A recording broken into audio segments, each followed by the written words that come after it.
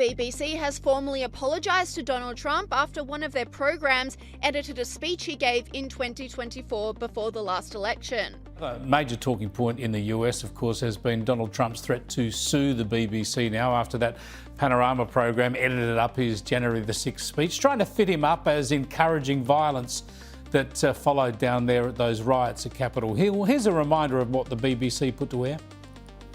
We're going to walk down to the Capitol, and I'll be there with you, and we fight. We fight like hell. We're going to walk down to the Capitol, and we're going to cheer on our brave senators and congressmen and women. Now, this sort of egregious editing and misleading media coverage doesn't really surprise a lot of us, but as I put to our US contributor Kristen Tate, Donald Trump certainly won't be taking this lying down. Good for him. I mean, this was broadcast 1 week before the 2024 presidential election here in the United States. The BBC did this intentionally. They took out the parts of Trump's speech from January 6th, 2021, where he repeatedly said for his protesters to be peaceful. It's absolutely deceptive editing. This potentially reached tens of millions of people on all of the BBC's various platforms.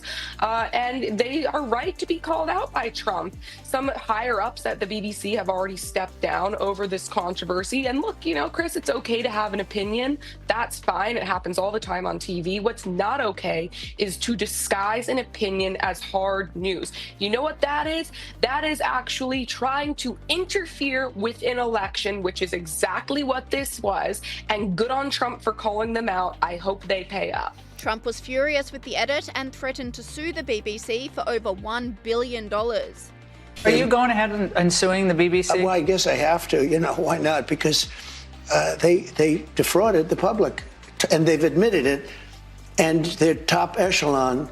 Director General and the CEO This both is resigned. within one of our great allies. This is supposedly our great ally. BBC, the government has a chunk of that one, I guess, but that's a pretty sad event. They actually changed my January 6th speech, which was a beautiful speech, which was a very calming speech, and they made it sound radical. And they actually changed it. What they did was rather incredible. They're showing me the results later on, the results of what they did, how they butchered it up. But it was very dishonest, and the head man quit, and a lot of the other people quit. The BBC went into meltdown and then desperately apologised to Trump. This all started with the Panorama edit. I've just got this is just breaking news, Emma, which relates to this story.